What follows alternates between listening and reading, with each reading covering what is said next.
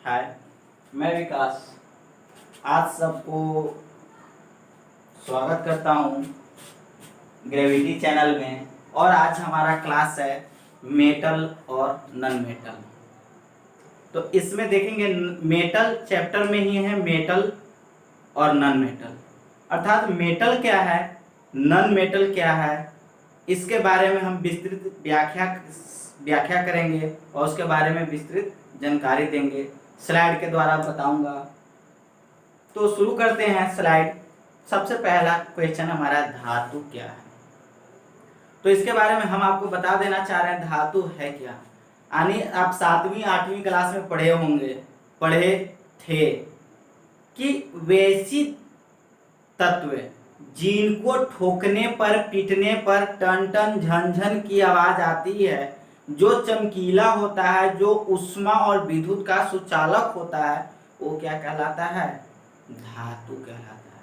और सिमिलरली इसी प्रकार से अधातु की डिफिनेशन हमने पढ़ा था कि वैसा तत्व जिसको पीटने पर चूर-चूर हो जाए, अर्थात भंगुर हो, जिसको पीटने पर वो चादर की तरह ना फैले, जिसको तार नहीं बनाया जा सके, जिसमें चमक ना हो, जिसमें आवाज टन टन की ना हो, ढन ढन की आवाज ना हो, वो क्या कहलाता है, अधातु कहलाता है।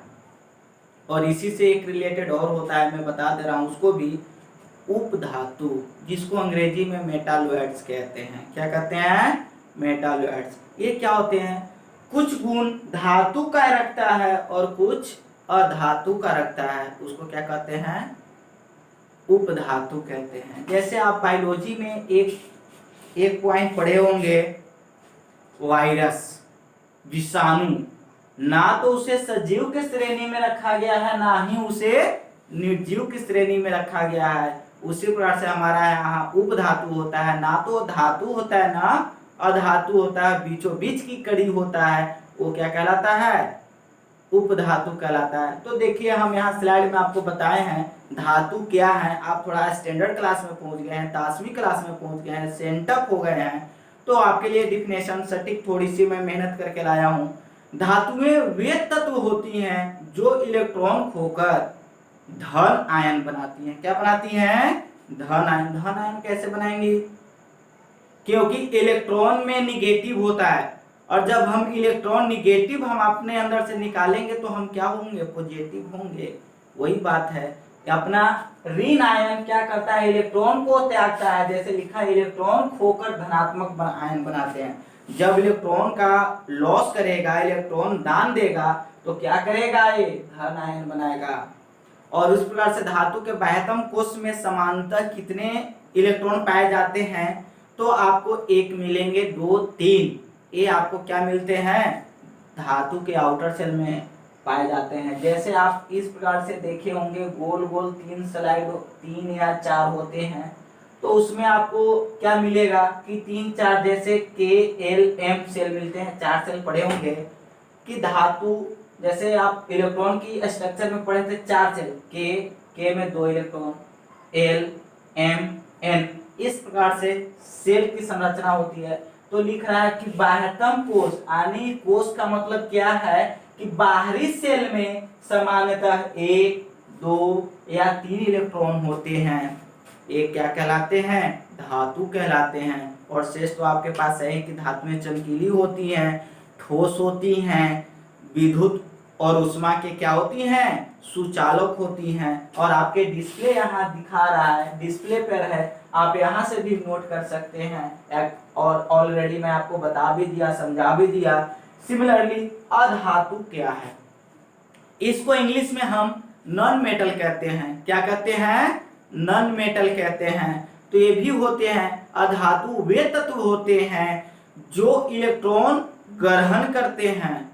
धातु क्या करते हैं, त्याग करते हैं, और अधातु क्या करते हैं, ग्रहण करते हैं, इसलिए ऋण आयन बनाते हैं।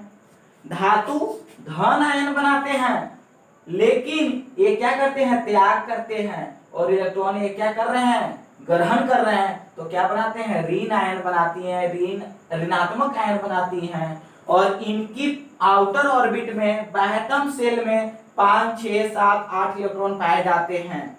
इसके आउटर शेल में कितने पाए जाते हैं? 5 6 7 8। लेकिन आप कहेंगे कि सर हाइड्रोजन में तो एक ही होता है।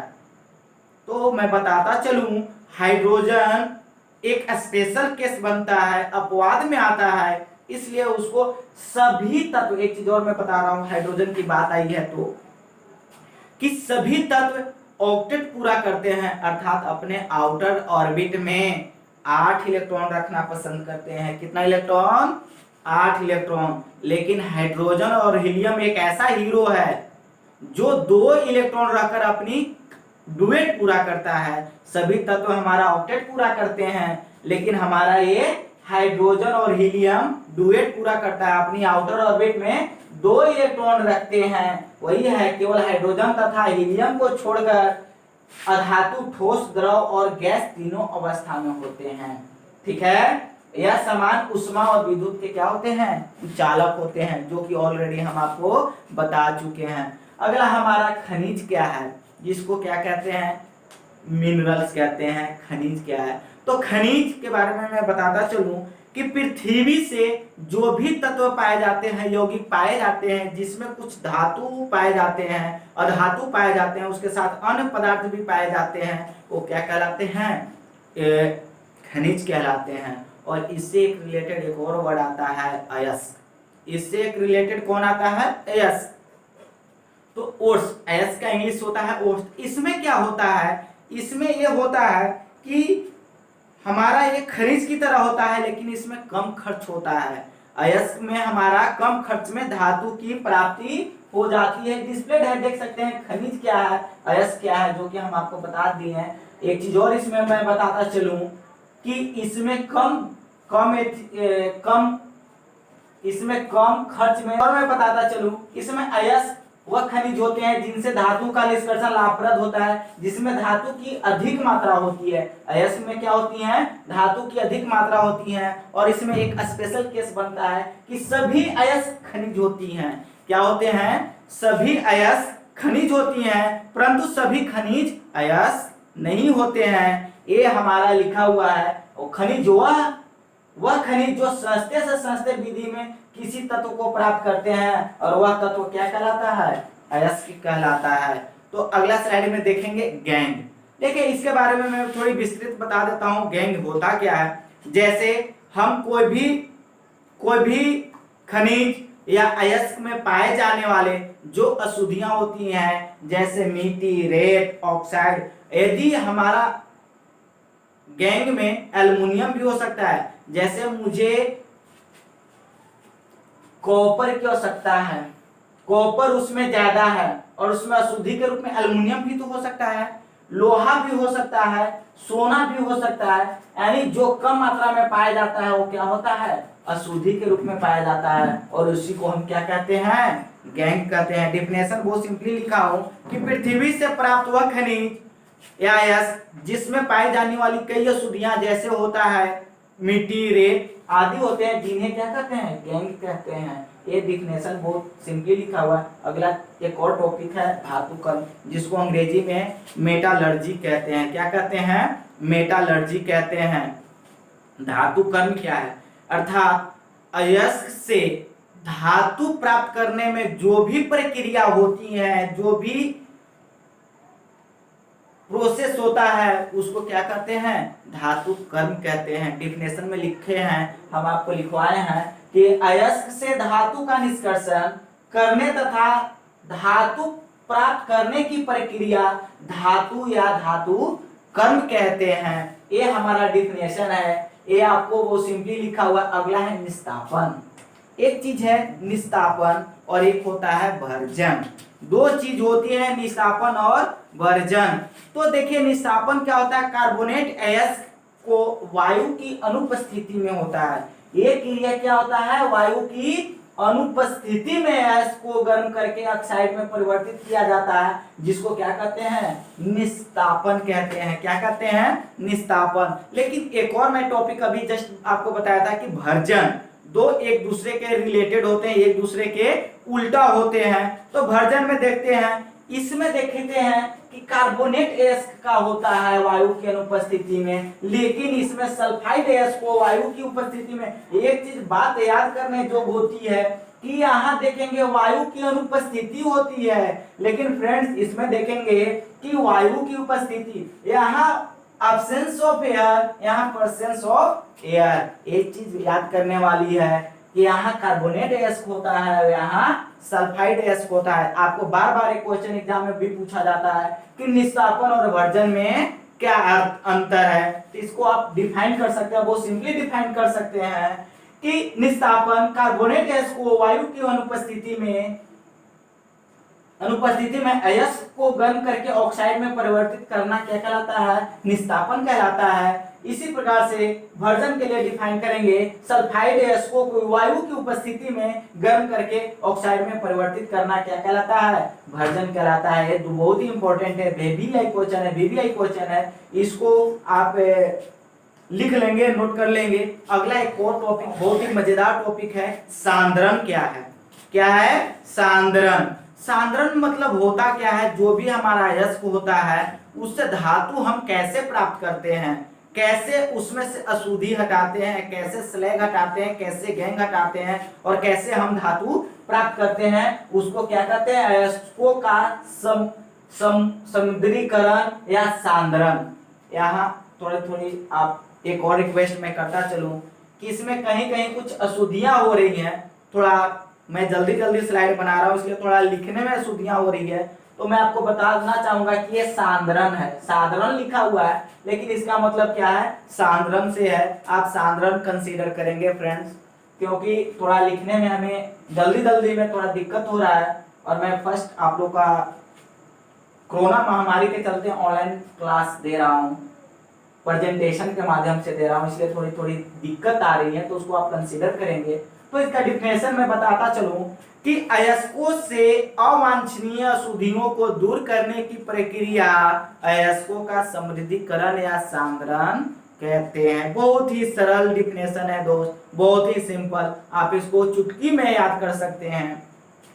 अगला क्वेश्चन इसी प्रकार से हमारा है कि धातु परिष्करण क्या है। धातु की परिष्करण की कितनी विधियां हैं, यानी कि धातु, कोई अयस्क से धातु कैसे प्राप्त करते हैं, कोई अयस्क से धातु कैसे प्राप्त करते हैं, धातु प्राप्त करने की कौन कौन विधियां हैं, कौन कौन से सीढ़ी है, उसको देखते हैं।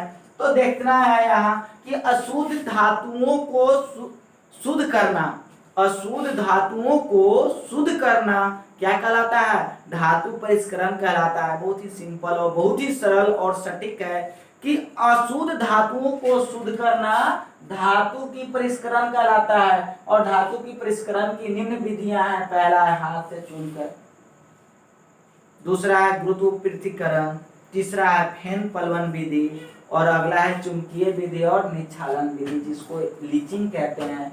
ये इसको इंग्लिश में हैंड पिकिंग कहते हैं, इसको ग्रेविटी सेपरेशन मेथड कहते हैं, इसको फ्लोटेशन मेथड कहते हैं, ये है मैग्नेटिक सेपरेशन विधि है, ये इसको इंग्लिश में लीचिंग कहते हैं। तो मैं आपको कोशिश किया था इंग्लिश करने के लिए, लेकिन हमारे पास टाइम का अभाव होने के कारण मैं आपको इंग्लिश नहीं दे पाया, लेकिन टाइम टू टाइम मैं आपको इंग्लिश देता जा रहा हूँ, बताता जा रहा हूँ। वीडियो को पॉज करके इसको देखेंगे।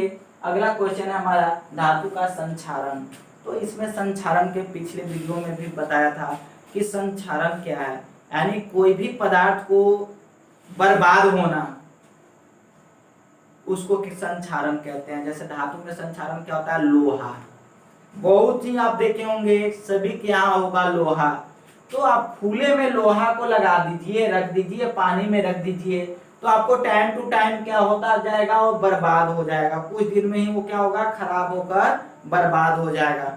तो संक्षारण को बचाने के लिए, संक्षारण न हो उससे बचाने के लिए हम कुछ उसमें एक्टिविटीज करते हैं, जैसे पेंट, पॉलिश, गैल्वेनाइजेशन, इस प्रकार से विधि होता है। तो हमारा क्वेश्चन है धातु का संक्षारण क्या है।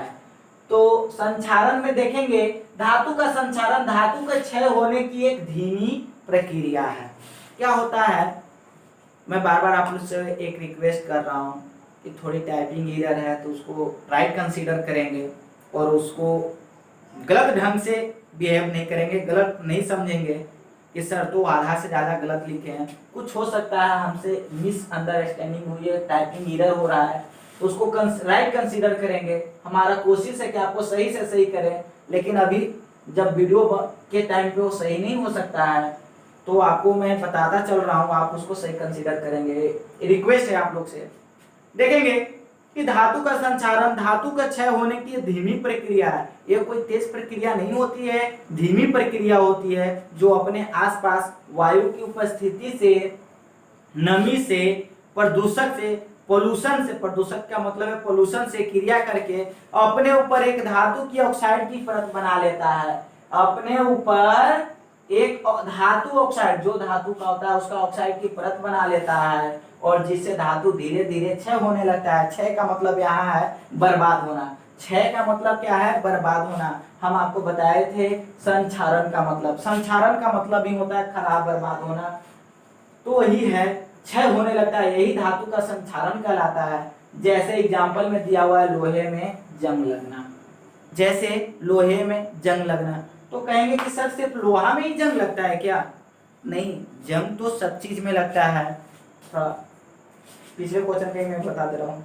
जैसे आप देखे होंगे कॉपर, तांबा, तांबा को कुछ दिन पानी में आप रख दीजिए तो उसमें क्या होता है कि कोरोजन होने लगता है, उसके चारों तरफ क्या हो जाते हैं, एक हरा परत जम जाता है। वो भी एक प्रकार का क्षय ही है, एक प्रकार का संक्षारण ही है। तो अगला स्लाइड की ओर चलते हैं। रबर का वल्कनीकरण क्या है? रबर का वल्कनीकरण क्या है?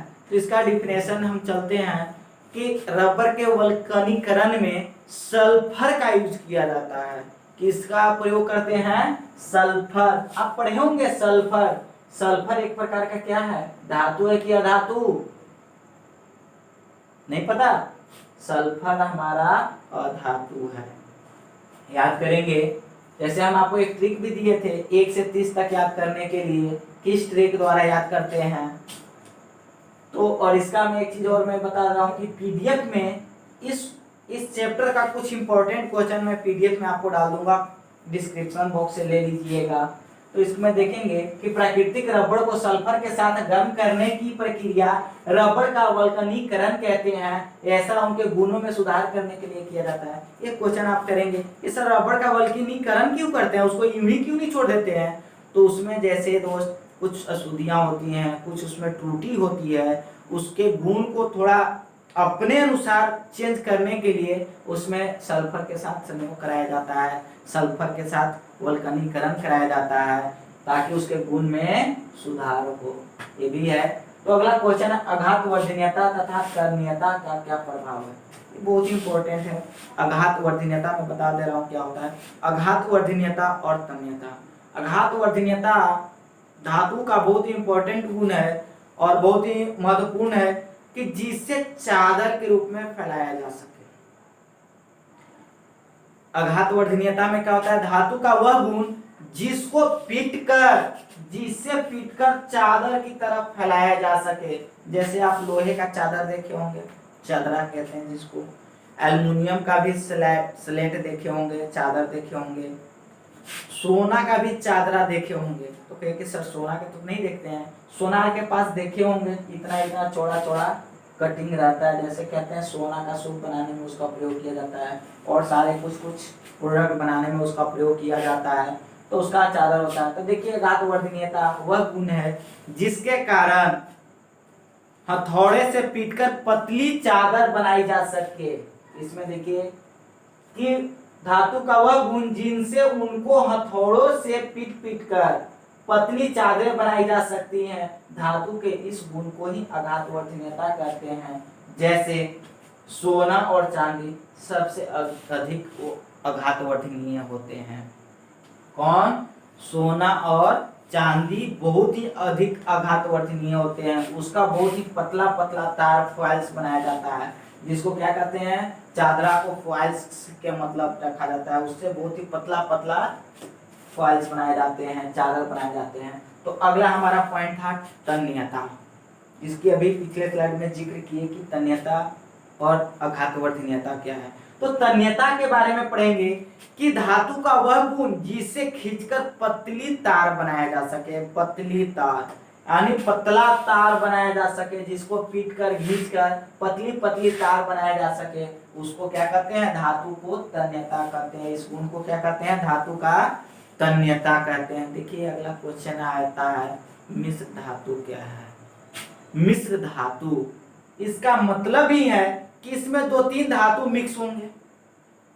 मिश्र धातु का मतलब ही क्या होता है कि इसमें दो तीन धातु व धातु यौगिक मिक्स होंगे, मिश्रण करके क्या बनाएंगे, मिश्र धातु का निर्माण करेंगे। तो इसका डिफिनेशन है कि किसी धातु या अन्य धातु या अधातु, देखिए बात आ गई ना, किसी धातु या अन्य धातु या अधातु के साथ समांगी मिश्रण को क्या कहते हैं, मिश्र धातु कहते हैं, जिन्हें पिघली अवस्था में रखकर प्राप्त किया जाता है। एक चीज हम यहाँ आपको बताना चाहेंगे, एक क्वेश्चन बहुत इंपॉर्टेंट आया, समांगी मिश्रण के टाइप में बताया गया होगा क्लास में, केमिस्ट्री के क्लास में बताया गया होगा मिश्रण में कि मिश्रण दो प्रकार के मुक्त होते हैं, समांगी और विसमांगी। तो समांगी कहने का मतलब होता है जैसे आप एक मिश्रण ही बनाते हैं, जैसे शरबत बनाते हैं, तो क्या शरबत में कभी ऐसा होता है कि बीच में से पिएंगे तो कम मीठा लगेगा क्या, जब उसको बढ़िया से मिक्स कर लेंगे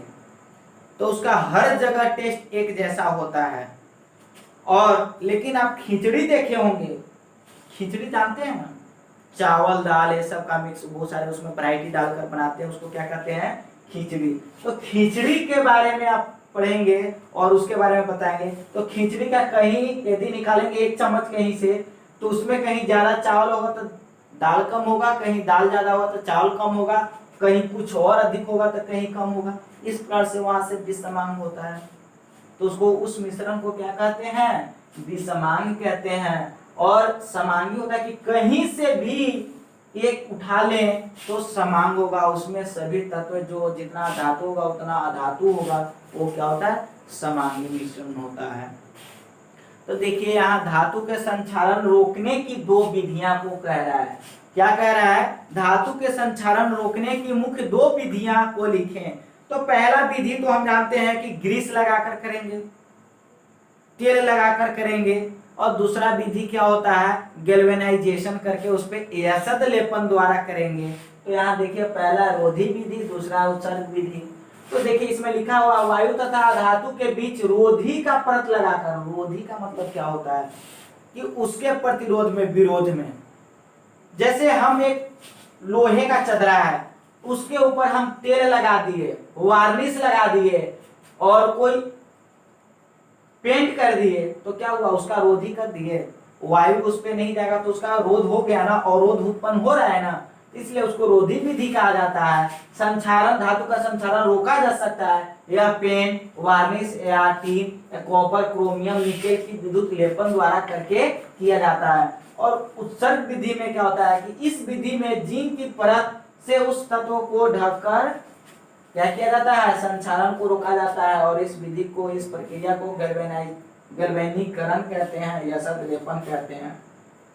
क्वेश्चन यहाँ इस प्रकार से भी पूछा जा सकता है कि यसद लेपन किसे कहते हैं। चलिए अगला क्वेश्चन वही है, यसद लेपन, जस्तीकरण या गैल्वेनीकरण किसे कहते हैं। तो डिफिनेशन वही हो गया, बहुत ही है। इसको क्या बताया, पिछले स्लाइड में बता चुके कि किसी धातु पर जस्ता की लेपन करने की प्रक्रिया क्या कहलाता है, जस्तीकरण कहलाता है, गैल्वेनीकरण कहलाता है।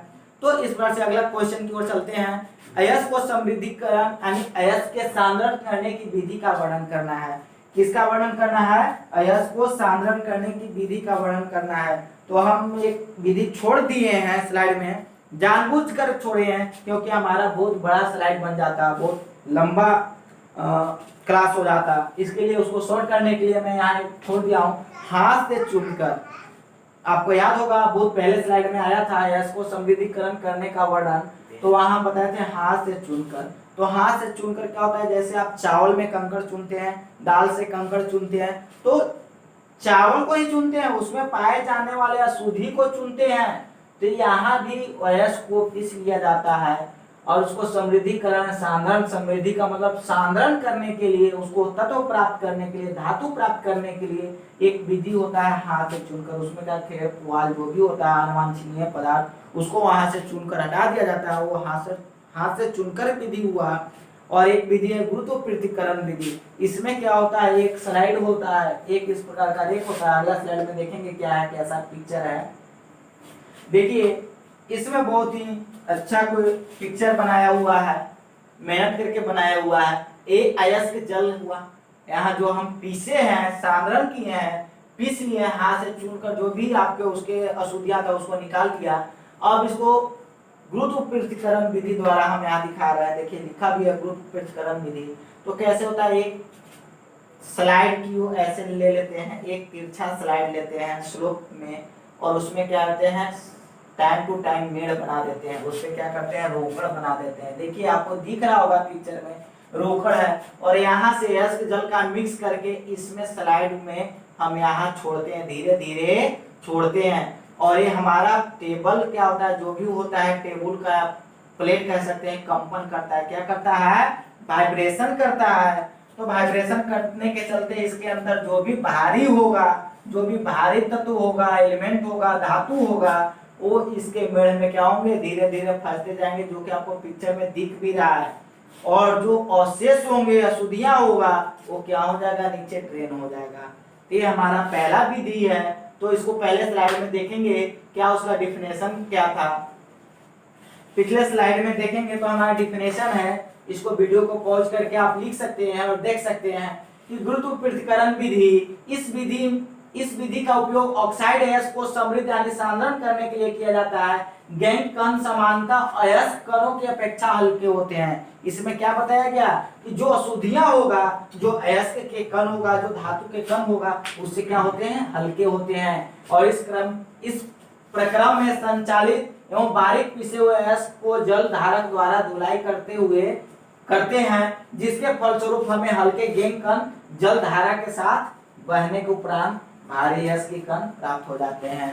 यानी इस प्रकार से हमारा क्या होता है, गुरुत्व पृथक्करण विधि द्वारा हमें प्राप्त किया जाता है। अगला स्लाइड की तरफ चलेंगे। अगला हमारा है फेन प्लवन प्रक्रम। इसमें भी देखते हैं फेन प्लवन प्रक्रम में क्या होता है। पहले स्लाइड ही देख लेते हैं। देखिए ये हमारा एक टैंक है, ये हमारा टैंक है। इसमें आपको चीड़ के तेल मिलाया जाता है, जो भी हमारा होता है पानी और चीड़ का तेल इसमें मिक्स किया जाता है। अब कहेंगे कि सर चीड़ का तेल क्यों मिलाया जाता है, कोई भी यहाँ तेल मिला सकते हैं। हम चीड़ का तेल इसलिए मिलाते हैं ताकि उसका जो झाग बनता है वो थोड़ा मजबूत होता है। जैसे आप डिटर्जेंट सरफ घोलते हैं तो उसमें झाग बनता है, ऐसे हाथ पर लेते हैं तो झाग आता है ना, उसी प्रकार से हमें यहाँ झाग बनाना होता है और मजबूत झाग बनाना होता है, ऐसा नहीं कमजोर झाग।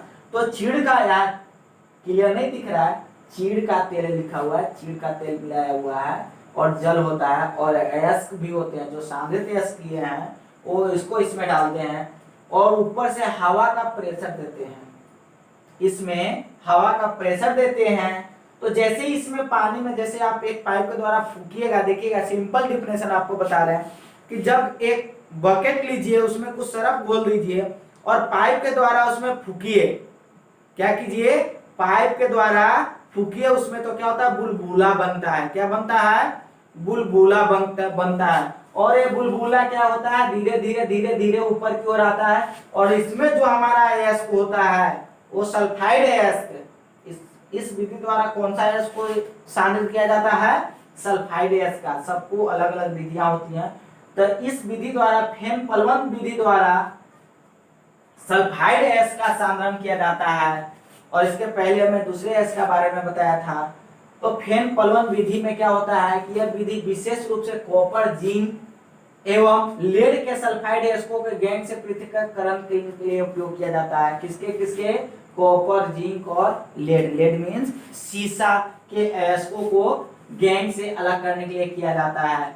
इस प्रक्रिया में बारीक हुए अयस्क के बड़े टैंक में जल के साथ, वही लिखा हुआ है, टैंक में जल के साथ मिश्रित करके डाला जाता है। उसमें चीड़ का तेल डालते हैं और इस घोल में जब तीव्र गति से वायु प्रवाहित करते हैं, जैसे आपको पिक्चर में दिखाए थे कि तीव्र गति से वायु प्रवाहित करते हैं तो उसके फलस्वरूप हल्का तेल क्या होता है, फैन के ऊपर, फैन के साथ वो सल्फाइड गैस ऊपर आ जाता है। और टंकी में क्या होता है, मल फेन होते हैं, और टंकी के नीचे सतह में क्या होते हैं, अशुद्धियां पाई जाती हैं, और ऊपर से जो फेन होता है हटा लेते हैं, जिसको अपमलन करके सुखा लेते हैं। और चूंकि ऐश का गेंद भारी होते हैं इसलिए जल में डूबा रहते हैं, टैंक में रह जाते हैं। तो इस प्रकार से फैन पलवन विधि द्वारा एक क्वेश्चन किया जाता है कि फैन पलवन विधि द्वारा किस अयस्क का सांद्रण किया जाता है। 1 नंबर का क्वेश्चन आता है कि फैन पलवन विधि द्वारा किस अयस्क का सांद्रण किया जाता है। तो इसका राइट आंसर ये होगा कि सल्फाइड अयस्क का सांद्रण किया जाता है। कौन सा अयस्क का किया जाता है, सल्फाइड अयस्क का सांद्रण किया जाता है। किसके द्वारा, फैन पलवन विधि द्वारा। अगला स्लाइड की ओर तरफ चलते हैं। अगला क्वेश्चन हमारा है विद्युत चुंबकीय पृथक्करण। इसमें कौन सा अयस्क का होता है, विद्युत चुंबकीय पृथक्करण द्वारा चुंबकीय अयस्क का सांद्रण किया जाता है। एक नंबर का क्वेश्चन नोट करते जाएंगे कि विद्युत चुंबकीय पृथक्करण द्वारा चुंबकीय अयस्क का सांद्रण किया जाता है। तो इसमें देखेंगे कि चुंबकीय, पहले स्लाइड देख लेते हैं कैसे होता क्या है, वर्क कैसे करता है। देखिए यहाँ हमारा अयस्क है और इसको पीसा हुआ है। अब यहाँ 2 रोलर हैं, ए रोलर चुंबकीय रोलर है, चुंबकीय बेलन है। जैसे आप अपने घर में देखे होंगे या कहीं भी देखे होंगे, मशीन द्वारा पहले धान को कूटने वाला मशीन होता था जो पट्टे द्वारा चलता था, देखे होंगे। यदि ना भी देखे होंगे तो इस प्रकार का होता था, यहाँ एक रोल लगा होता था, एक यहाँ रोल होता था, उसके ऊपर पट्टा चलता था। तो यहाँ देखेंगे यहाँ रोल नॉर्मल नहीं होता है, क्या होता है, चुंबकीय रोल होता है। कैसा रोल होता है, चुंबकीय होता है। तो आपको पता होगा कि चुंबक में लौह पदार्थ चिपकेंगे कि नहीं चिपकेंगे, लौह पदार्थ चिपकेंगे। तो यहाँ से क्या होता है कि चुंबकीय पदार्थ को अलग किया जाता है, कर लिया जाता है। तो देखेंगे कैसे होता है कि ये हमारा, पिछला स्लाइड ही करेंगे सर, यहाँ इस पे पट्टा पर गिराया जाता है, धीरे धीरे यहाँ हमारा आता है। तो ये हमारा चुंबकीय है। तो चुंबक हमारा इस रोल में चिपकेगा, इसमें हमारा लोहा चिपकेगा। तो लोहा चिपकेगा इसीलिए थोड़ा चिपक कर धीरे धीरे होकर ऐसे गिर रहा है। ये हमारा क्या हो रहा है, चुंबकीय पदार्थ हो रहा है। और जो अचुंबकीय पदार्थ होगा डायरेक्ट यहाँ से रोल होने के बाद डायरेक्ट गिरेगा, यहाँ से आएगा डायरेक्ट गिरेगा। तो ये क्या होगा, अचुंबकीय पदार्थ हुआ। यानी अयस्क के रूप में चुंबकीय पदार्थ भी हो सकता है और गैंग भी हो सकता है। ये नहीं कि धातु ही प्राप्त होगा, यानी कि गैंग भी, अशुद्धि भी अयस्क चुंबकीय हो सकता है। तो लिखेंगे इस विधि से चुंबकीय अयस्कों को अलग किया जाता है। चुंबकीय पृथक्करण में एक चमड़े का पट्टा होता है जो 2 रोलरों पर घूमता है, 2 रोलर पर घूमता है, जिसमें से एक रोलर विद्युत चुंबकीय होता है। बारीक पीसे हुए अयस्क को घूमते हुए पट्टे के एक सिरे पर डालते हैं, एक सिरे पे क्या करते हैं, डालते हैं। तो अयस्क का चुंबकीय भाग चुंबक से आकर्षित होकर उसके समीप गिरता है और अचुंबकीय पदार्थ उससे दूर गिरता है। जैसे अगला स्लाइड में देख लेंगे एक बार फिर। यहाँ देखिए चुंबकीय पदार्थ इस रोलर से सटकर इधर आ जाता है और अचुंबकीय पदार्थ हमारा इधर आ जाता है। तो ये हमारा हुआ स्लाइड। अगला देखते हैं रासायनिक पृथक्करण विधि।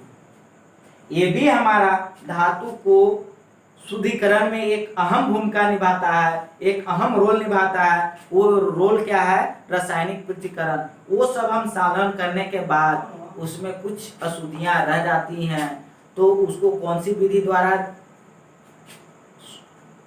शुद्धिकरण किया जाता है, वो विधि है रासायनिक पृथक्करण। इस विधि में क्या होता है, रसायनों का द्वारा प्रक्रम किया जाता है। तो रासायनिक पृथक्करण प्रक्रम में अयस्क एवं गैंग के रासायनिक गुण धर्मों के भिन्नता पाई जाती है। जैसे आप देखे होंगे कि सभी गैंग, सभी अशुद्धियां एक जैसे नहीं होती हैं, उसमें कुछ अलग अलग प्रकार के होते हैं, अलग अलग टाइप के उसके गुण धर्म अलग अलग होते हैं। तो भिन्न भिन्न गुण धर्म वाले अशुद्धियां पाई जाती हैं। तो इस प्रक्रम से शुद्ध करने और प्राप्त करने के लिए भिन्न भिन्न प्रकार की रासायनिक प्रक्रिया का उपयोग करना पड़ता है, तो उसको क्या कहते हैं, रासायनिक पृथक्करण विधि कहते हैं। अगला क्वेश्चन हमारा है अपचयन क्या है, ऑक्सीडेशन क्या है। तो इसके लिए हम देखते हैं हमारा कि इसमें बहुत ही लिखा हुआ है, सिंपली लिखा हुआ है, धातु यौगिक से धातुओं को प्राप्त करने का प्रक्रम क्या कहलाता है, धातु यौगिक से धातु प्राप्त करने की प्रक्रम को क्या कहा जाता है, अपचयन कहा जाता है। बहुत ही शॉर्ट डिफिनेशन है, 1 नंबर जैसा क्वेश्चन है। अगला क्वेश्चन देखेंगे। अब देखिए हमारा यहाँ जितने भी हैं 1 नंबर वाले क्वेश्चन हैं और देखिए एग्जामिनेशन बेस्ड क्वेश्चन है। तो देखेंगे 2 धातु के नाम लिखिए जो उष्मा के सर्वाधिक चालक होते हैं। उष्मा के सर्वाधिक चालक तो विद्युत के भी चालक होंगे, विद्युत के भी सर्वाधिक चालक कौन होता है, चांदी और कॉपर होता है, याद रखेंगे। और एक क्वेश्चन और है, बहुत छोटा छोटा क्वेश्चन है, बहुत ही अच्छा क्वेश्चन है। 2 सबसे अधिक आघातवर्ध धातु के नाम लिखिए। तो हमारा क्या है, सोना तथा चांदी। ऐसे 2 धातुओं के नाम लिखिए जिन्हें चाकू से आसानी से काटा जा सकता है। ये देखिए ये सब क्वेश्चन आप लोग बहुत पहले भी पढ़े होंगे और इसलिए हम रिमाइंड करा रहे हैं, इसलिए हम इसको बता रहे हैं, बार बार बता रहे हैं, क्योंकि बहुत ही हमारे एग्जाम के लिए इम्पोर्टेंट है। और एग्जाम में ऐसा आता है कि वो ये था वो था दिस दैट करके हम फंस जाते हैं, कंफ्यूजन बना रहता है। तो कंफ्यूजन ना हो इसलिए हम इस क्वेश्चन को स्लाइड के थ्रू आपको बता रहे हैं। सोडियम और पोटेशियम होता है जो सॉफ्ट धातु होता है। उन 2 धातुओं के नाम लिखिए जिनका गलनांक इतना कम होता है कि हाथ पे रखते ही क्या होते हैं, पिघल जाते हैं, पिघल जाते हैं। वो 2 धातु के नाम लिखना है। तो ये 2 धातु आप लोग याद रखेंगे, पहला है गैलियम, दूसरा है सीजियम। अगला, एक धातु और एक अधातु के नाम बताइए जो द्रव अवस्था में पाई जाती हैं। जनरल टेम्परेचर पर क्या होती है, द्रव अवस्था में पाई जाती हैं, लिक्विड में पाई जाती हैं। वो क्या होता है, धातु में कौन होता है, पारा। पारा देखिए कहाँ पाया जाता है, पारा आप देखेंगे थर्मोमीटर में, जो हम टेम्परेचर मेजर करते हैं, बुखार चेक करते हैं, उसमें एक पारा डाला रहता है। जितना यदि बुखार होगा उतना क्या होता है, पारा वो चढ़ता है। धातु में पारा है और अधातु में हमारा ब्रोमीन है जो हमारा द्रव अवस्था में पाया जाता है। अगला देखेंगे, एक ऐसी धातु का नाम बताइए जिनकी सतह चमकदार होती है। तो अभी कुछ देर पहले आपको पिछले वीडियो में आपको बायो की वीडियो में बताया था कि आयोडीन की कमी से घेंघा रोग होता है और आयोडीन हमारे लिए बहुत ही इंपॉर्टेंट है। तो उसी वजह से धातु में भी वो अपना एक अहम रोल निभाती है जो क्या होती है, चमकदार होती है। अगला है, धातु एवं अधातु किस प्रकृति के ऑक्साइड बनाते हैं। तो धातु क्षारीय ऑक्साइड और अधातु अम्लीय ऑक्साइड बनाते हैं। ये आपको बहुत पहले बताया गया है, रिएक्शन में ही बताया गया है कि धातु क्या होते हैं, क्षारीय ऑक्साइड बनाते हैं और अधातु अम्लीय ऑक्साइड बनाते हैं। ये बहुत ही इंपॉर्टेंट क्वेश्चन है। और एक क्वेश्चन आपको और है कि कार्बन के उस अप्रूप का नाम बताइए जो अभी तक ज्ञात सर्वाधिक कठोर है। एक चीज इसमें मैं बताना चाहूंगा कि कार्बन के अप्रूप कितने होते हैं पता है, कार्बन के 2 अप्रूप होते हैं। पहला अप्रूप हीरा या ग्रेफाइट कर सकते हैं, यानी 2 अप्रूप होते हैं, उसको हीरा और ग्रेफाइट के रूप में जानते हैं। तो हीरा होता है सर्वाधिक कठोर और चमकीला पदार्थ होता है। लेकिन इसके साथ साथ एक चीज मैं बताता चलूं कि अभी हम बताए थे कि कार्बन अधातु विद्युत का उच्चालक होता है, लेकिन कार्बन अधातु है और उसके अपरूप एक ग्रेफाइट होता है जो क्या होता है, विद्युत का सुचालक होता है। ये क्वेश्चन यहाँ मेंशन नहीं है लेकिन मैं आपको बता दिया कि कार्बन के 2 अपरूप होते हैं, हीरा और ग्रेफाइट। तो उन 2 धातुओं के नाम लिखिए जो पानी में रखने पर तैरने लगता है। उन 2 धातुओं के नाम लिखना है जो पानी पर रखने में तैरने लगता है। तो दोनों धातु कौन कौन है, कैल्शियम और मैग्नीशियम। एक क्वेश्चन यहाँ उत्तर में देखेंगे, मैग्नीशियम और मैग्नीज 2 धातु हैं। कौन कौन, मैग्नीशियम और मैग्नीज। ये दोनों धातुओं में हमेशा कंफ्यूजन रहता है कि मैग्नीशियम किसको कहते हैं और मैग्नीज किसको कहते हैं। तो यहाँ कंफ्यूजन दूर कर लेंगे। मैग्नीशियम को Mg से डिनोट किया जाता है और मैग्नीशियम को Mg से और मैग्नीज को Mn से। मैग्नीज, ठीक है, Mn, मैग्नीशियम Mg। देखेंगे क्वेश्चन है, सोडियम तथा पोटेशियम धातु को केरोसिन में क्यों डुबा कर रखा जाता है? क्या है कि सोडियम तथा पोटेशियम धातु को केरोसिन में क्यों डुबो कर रखा जाता है? केरोसिन में क्यों डुबो कर रखा जाता है? तो यहाँ देखेंगे क्यों डुबो कर रखा जाता है, क्योंकि सोडियम समान ताप पर बहुत तेजी से अभिक्रिया करता है। सोडियम बहुत ही रिएक्टिव होता है, सोडियम और पोटेशियम। आपको पता होगा कि ये सक्रियता श्रेणी में सबसे ऊपर होता है पोटेशियम, जिसको लैटिन नेम कैलियम कहा जाता है, के से डिनोट किया जाता है। तो ये क्या होता है, इसमें देखेंगे सोडियम और पोटेशियम हवा एवं जल के साथ समान ताप पर बहुत तेजी से क्रिया करती है। यदि इसे खुला रखा जाए तो वह आग भी पकड़ लेती है। अतः इसकी सुरक्षा के लिए हम कहाँ डुबो कर रखते हैं? केरोसिन में इसे डुबो कर रखते हैं, ठीक है।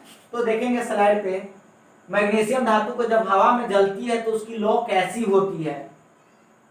देखिए अभी मैग्नीशियम धातु के बारे में बात ही कर रहे थे, तो कैसा होता है? हल्का हरा रंग का होता है और नीला जलता है। जब मैग्नीशियम धातु को हवा में जलाते हैं तो उसकी लौ कैसा होता है? हल्का हरा नीला होता है। अगला क्वेश्चन हमारा है, दो धातु के नाम बताइए जो पानी से अभिक्रिया नहीं करती है लेकिन भाप से अभिक्रिया करती है। देखिए यहाँ दो टर्म है, पानी से नहीं अभिक्रिया करती है, क्या है? पानी से अभिक्रिया नहीं करती है लेकिन भाप से, यानी पानी का ही रूप है, दोनों एक ही चीज है। ये पानी है जो लिक्विड के रूप में रहता है और ये जो वाष्प है वेपर के रूप में रहता है, ठीक है, दोनों पानी का ही रूप है। लेकिन दोनों में क्या होता है, इससे अभिक्रिया नहीं करती है, जल से अभिक्रिया नहीं करता है, लेकिन उसके वाष्प से अभिक्रिया करता है। तो कौन कौन है? एल्युमिनियम और आयरन। अगला है सोडियम क्लोराइड किस प्रकार में आबंध पाया जाता है? देखिएगा सोडियम क्लोराइड जिसको हम खाने में उपयोग करते हैं, कहाँ उपयोग करते हैं? खाने वाला नमक होता है सोडियम क्लोराइड NaCl, जिसका होता है फार्मूला NaCl। सोडियम का क्या फार्मूला होता है? NaCl। इसका क्या होता है? सोडियम क्लोराइड का फार्मूला NaCl होता है। तो इसमें कौन सा बंधन पाया जाता है? आयनिक बंधन पाया जाता है। कौन सा बंधन पाया जाता है? आयनिक बंधन पाया जाता है। सोडियम क्लोराइड में आयनिक बंधन पाया जाता है। आयनिक बंधन कैसे पाया जाता है थोड़ा मैं बता देता हूँ। सोडियम और क्लोरीन, सोडियम हम कुछ देर पहले जब ये वीडियो शुरू किया था तो उसमें बताया था कि धातु क्या होते हैं? धनात्मक होते हैं, धन आयन बनाते हैं, और अधातु ऋण आयन बनाते हैं। तो यहाँ सोडियम क्या है? धातु है, और क्लोरीन हमारा क्या है? अधातु है। तो सोडियम के आउटर ऑर्बिट में 1 इलेक्ट्रॉन पाया जाता है और क्लोरीन के आउटर ऑर्बिट में 7 इलेक्ट्रॉन पाया जाता है। कितना इलेक्ट्रॉन पाए जाते हैं? 7 इलेक्ट्रॉन पाए जाते हैं। तो हम आपको भी बताए थे ऑक्टेट रूल बताए थे। कौन सा रूल? Octet rule. अष्टक नियम, हिंदी में क्या कहते हैं? अष्टक नियम कहते हैं। तो जो क्लोरीन 7 इलेक्ट्रॉन रहता है आउटर ऑर्बिट में और इसका 1 इलेक्ट्रॉन रहता है, तो ये ऑक्टेट पूरा करना चाहेगा तो दान कर देता है। सोडियम क्या कर देता है? 1 इलेक्ट्रॉन दान कर देता है। किसको? क्लोरीन को 1 इलेक्ट्रॉन दे देता है। तो इसका 8 पूरा हो गया और इसके आउटर ऑर्बिट में Na का आउटर ऑर्बिट में 8 हो गया। तो इस प्रकार से कौन सा बंधन पाया जाता है? आयनिक बंधन पाया जाता है। तो अगला क्वेश्चन है कि निम्न रासायनिक अभिक्रिया में अपचायक का नाम बताइए। तो यहाँ अपचायक के रूप में देखेंगे हमारा कौन है? ये है, यहाँ देखिए FeO3 था, तो ये क्या होता है? एल्युमिनियम, इसको हटाकर इसके साथ रिएक्ट हो जाता है और इसको आयरन को बाहर कर देता है। तो अपचायक के रूप में कौन है? एल्युमिनियम। अगला है उस विधि का नाम बताइए, उस विधि का नाम बताइए जिसके द्वारा सक्रियता श्रेणी में ऊपर स्थित धातुओं को निष्कासन में किया जाता है। निष्कासन या ऊपर स्थित धातुओं को निष्कासित किया जाता है। यानी उस विधि का नाम बताइए जिसके द्वारा सक्रियता श्रेणी में सबसे ऊपर स्थित धातुओं का निष्कर्षण किया जाता है। तो विधि है विद्युत अपघटनी अपचयन।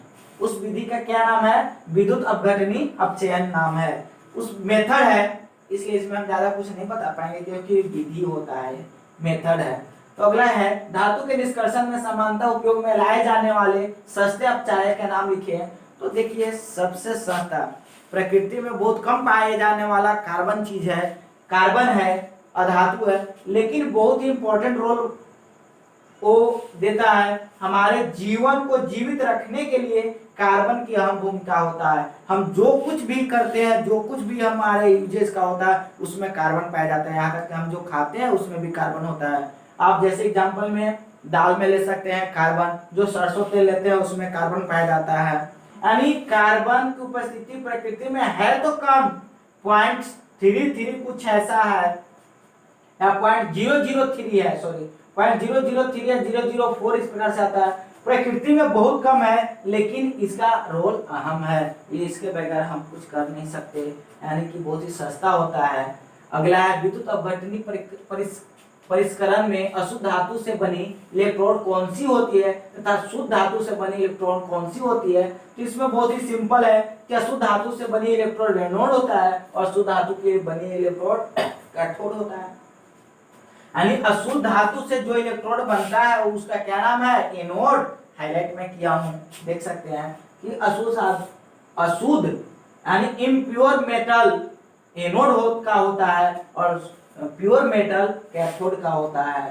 तो इसको ऋण आयन कहते हैं, इसको धन आयन कहते हैं, याद रखेंगे। तांबे के विद्युत अपघटनी परिष्करण में उपयोग होने वाले विद्युत अपघटक का नाम लिखें। तो इसका हमारा बहुत सिंपल आंसर है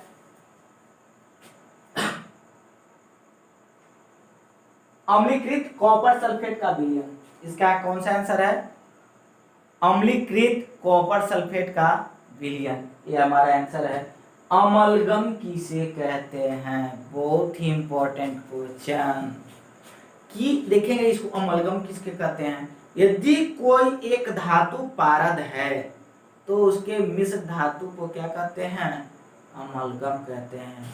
अमलगम का मतलब होता है जैसे हमारा ये धातु है, इसके ऊपर से लेप चढ़ाना, इसके ऊपर से लेप चढ़ाना क्या अमलगम कहलाता है। जैसे हमारा धातु है, इसमें ऊपर से लेप चढ़ा दिए, ठीक ना, लिक्विड लेप चढ़ाते हैं, उसको क्या कहते हैं, अमलगम कहते हैं।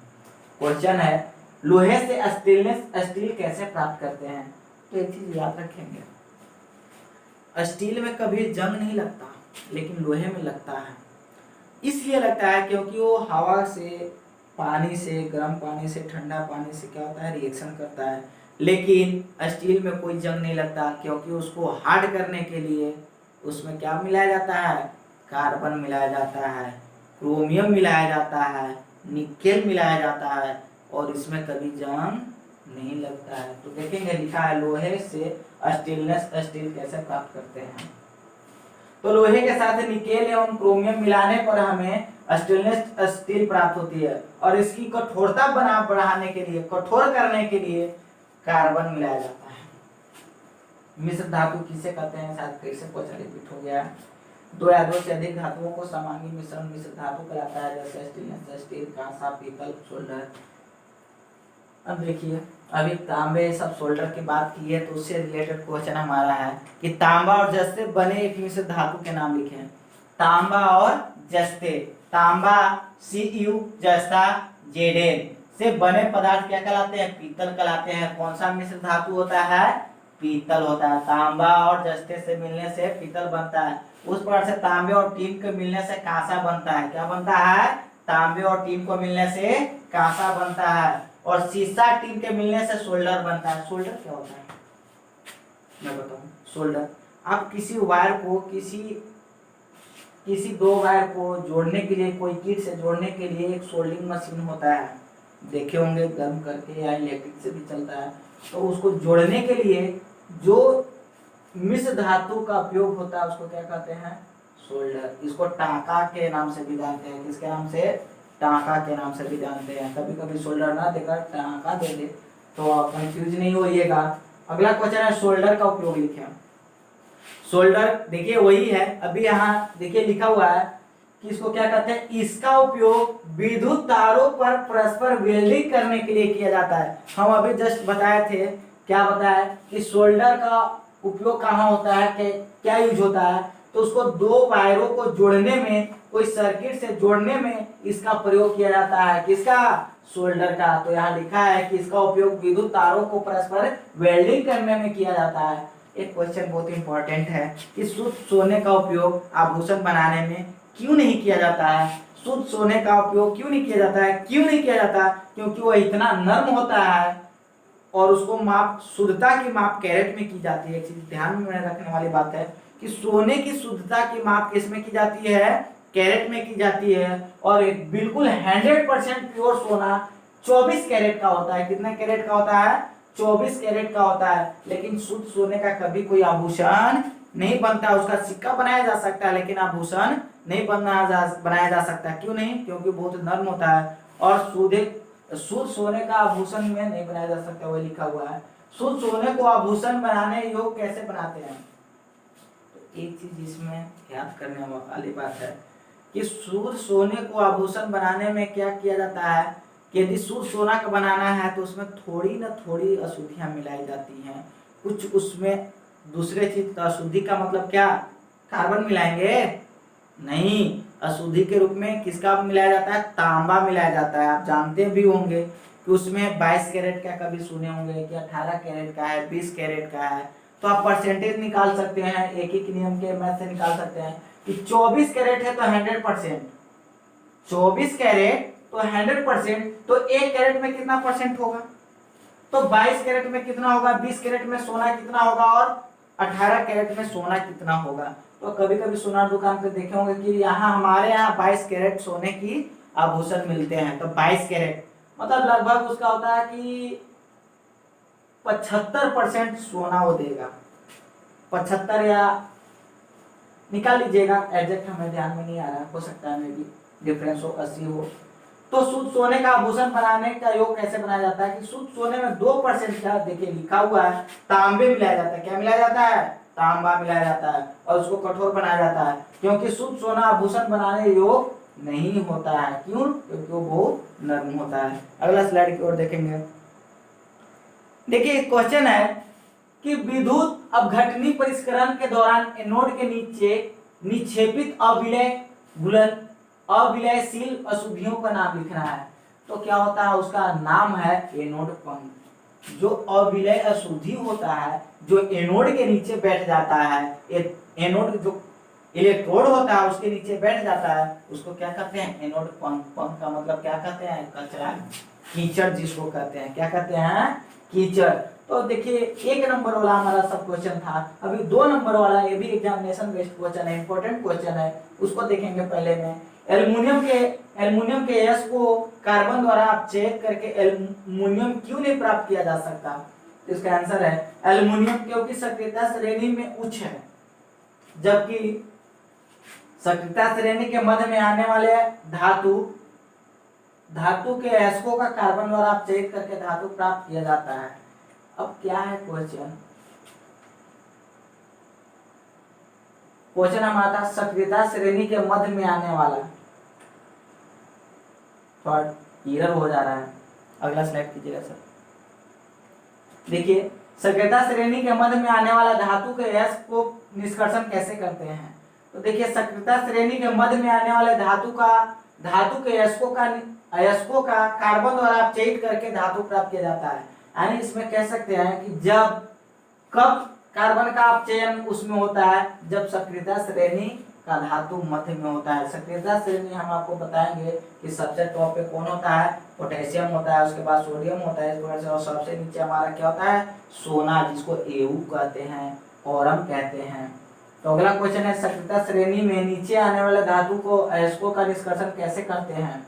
देखिए ये तो रहा मध्य वाला, इसके पहले रहा ऊपर वाला, टॉप वाला था, और ये सक्रियता श्रेणी के नीचे, सबसे नीचे जो एऊ हो, औरम हो, उसका कैसे निष्कर्षण किया जाता है? तो कैसे है? गर्म करके किया जाता है। अगला क्वेश्चन है स्टेनलेस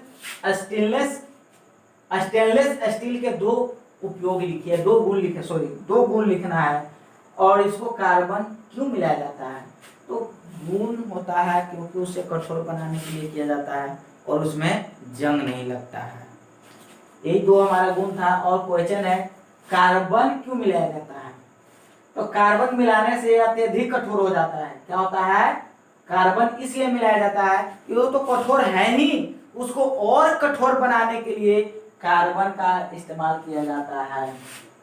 ठीक है, अगला स्लाइड में देखेंगे, क्या अधिकांश धातुएं नाइट्रिक अम्ल के साथ अभिक्रिया कर हाइड्रोजन गैस उत्पन्न होती हैं? कारण देना है। तो इसका राइट आंसर होता है कि नहीं, सभी धातुएं नाइट्रिक अम्ल के साथ अभिक्रिया कर हाइड्रोजन गैस मुक्त नहीं करती हैं, उत्पन्न नहीं करती हैं। इसका कारण है कि सभी धातुएं नाइट्रिक अम्ल के साथ अभिक्रिया करके हाइड्रोजन गैस उत्पन्न नहीं करती हैं। लिखा हुआ है नहीं करती हैं, क्योंकि HNO3 क्या है? प्रबल ऑक्सीकारक होता है। क्या होता है? प्रबल मतलब स्ट्रॉन्ग, प्रबल मतलब स्ट्रॉन्ग ऑक्सीडाइजिंग एजेंट होता है, जो उत्पन्न H2 को ऑक्सीकृत करके जल में परिवर्तित कर देता है।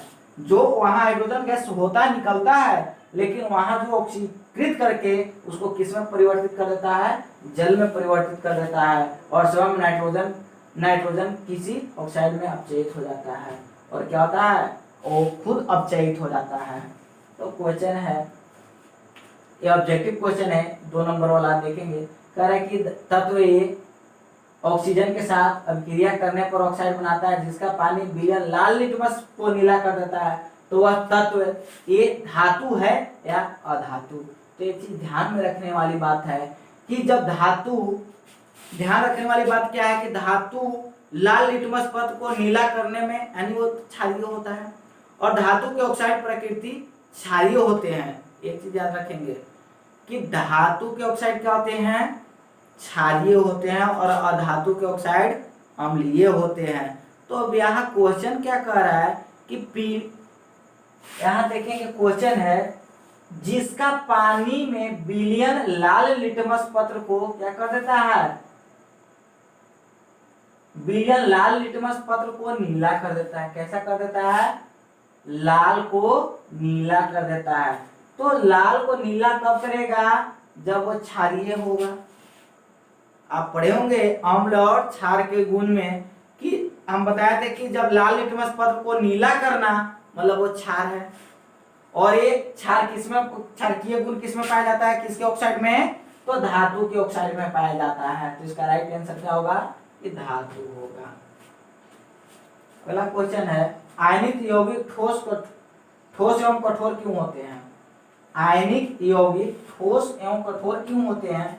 तो आपको इसमें बहुत ही इंपॉर्टेंट है कि धन और ऋण आयन, धन और ऋण आयन के बीच जो बंधन बनते हैं वो बहुत ही स्ट्रॉन्ग होते हैं। वो क्या होते हैं? बहुत ही स्ट्रॉन्ग होते हैं, जिसके चलते वो कठोर होता है। जब कठोर होगा तो ठोस भी होगा। अगला क्वेश्चन है, सोडियम क्लोराइड का क्वथनांक उच्च क्यों होता है? बात उसी से रिलेटेड है, आयनिक बंधन से रिलेटेड है कि जब वो आयनिक यौगिक है, सोडियम क्लोराइड कैसा यौगिक है? आयनिक यौगिक है, तो उसके अंदर आयनिक बंधन मजबूत है। तो जब मजबूत होगा तो उसका क्वथनांक और गलनांक भी ऊंच होगा। बात समझ में आ रही है? जब वो स्ट्रॉन्ग है, जो मजबूत है, तो उसका आयनिक बंधन मजबूत है, बंधन मजबूत है, तो उसको तोड़ने में ज्यादा क्वथनांक की जरूरत पड़ेगी और ज्यादा गलनांक की भी होता है। तो क्वेश्चन कह सकते हैं कि सोडियम क्लोराइड का क्वथनांक एवं गलनांक उच्च होता है, ये कह सकते हैं। अगला क्वेश्चन देखेंगे,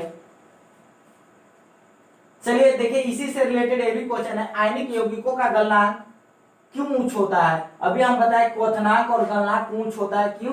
क्योंकि उसके अंदर मजबूत आंतरिक आयनिक बंधन क्या होते हैं? मजबूत होते हैं। तो इसमें डिफिनेशन लिखा हुआ है, वीडियो पॉज करके भी लिख सकते हैं, देख सकते हैं, क्योंकि एक दूसरे से दोनों ही रिलेटेड क्वेश्चन है। एक ही स्लाइड पे दोनों एक दूसरे से रिलेटेड क्वेश्चन है, जिसको आपको समझने में भी आसानी होगा। अगला स्लाइड देखेंगे। बस इस प्रकार से हमारा वीडियो यही समाप्त होता है। यदि हमारा ये वीडियो आपको अच्छा लगे तो शेयर, सब्सक्राइब और कमेंट करना ना भूलें। और इससे रिलेटेड इम्पोर्टेंट क्वेश्चन हम अपने डिस्क्रिप्शन बॉक्स में आपको पीडीएफ के रूप में डाल देंगे। तो इस वीडियो को देखने के लिए थैंक यू, धन्यवाद। और एक बार फिर से आपसे रिक्वेस्ट है कि हमारा चैनल सब्सक्राइब, शेयर, कमेंट जरूर करें। धन्यवाद।